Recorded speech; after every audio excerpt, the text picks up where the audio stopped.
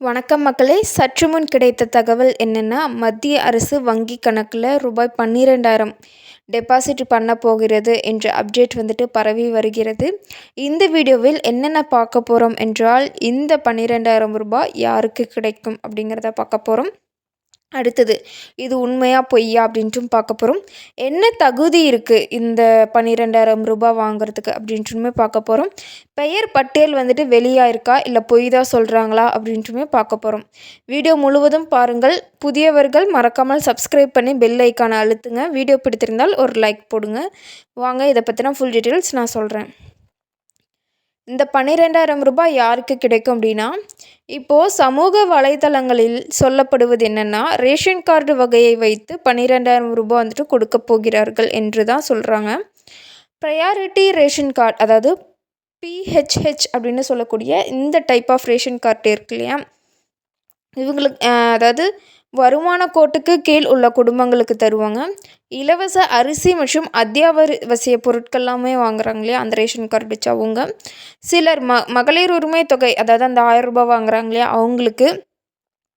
இவர்களுக்கு எல்லாத்துக்குமே வந்துட்டு இந்த 12,000 ரூபாய் கிடைக்க வாய்ப்பு அதிகம் அப்படின்ட்டுமே கூறப்படுகிறது. அடுத்தது என்பிஹெச்ஹெச் அப்படிங்கிறது நான் ப்ரையாரிட்டி ரேஷன் கார்டு, ஓகேங்களா.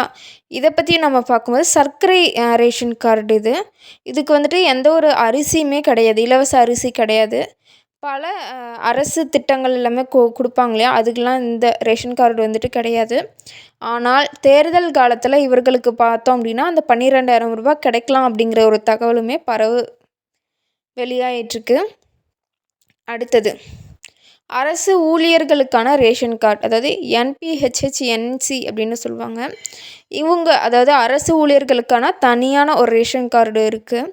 இவர்களுக்கு இந்த தொகை வந்து கிடைக்காது அப்படின்ட்டு கூறப்படுகிறது. கண்டிப்பாக கவர்மெண்ட் சர்வன்ட்ஸ்க்கு கிடைக்காதுன்னு நானும் நினைக்கிறேன்.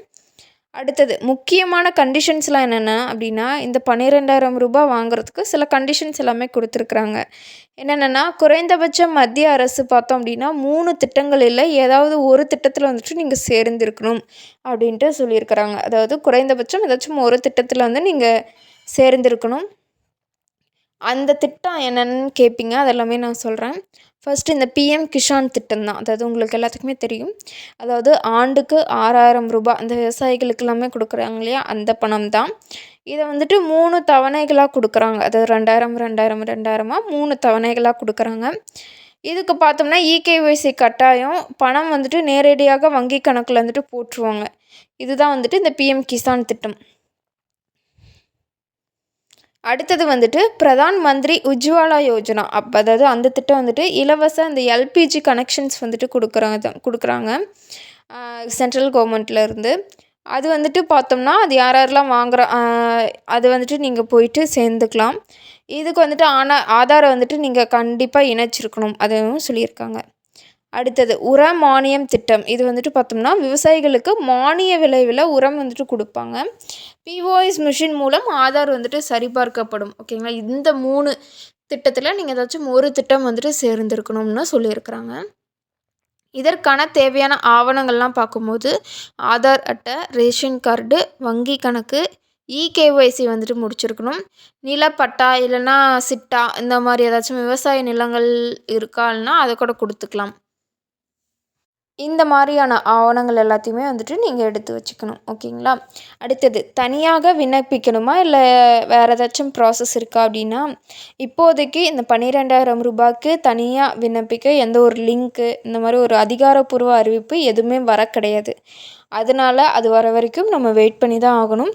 அரசு அதாவது அரசு வந்துட்டு அறிவிப்புக்கு பிறகு தான் நம்ம வந்துட்டு எதையுமே செய்யணுமா வேணாமான்ட்டுன்னு யோசிக்கணும், ஓகேங்களா. இதற்கான முக்கிய எச்சரிக்கை என்ன அப்படின்னா, இதுவரை இந்த 12,000 ரூபாய் குறித்து அதிகாரப்பூர்வ அறிவிப்புமே வரலை.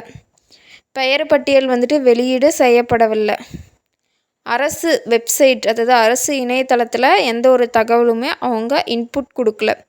அதனால் இது வந்துட்டு தேர்தல் வதந்தியாக கூட இருக்கலாம். ஸோ இதனால் நீங்கள் வந்துட்டு ஏதாச்சும்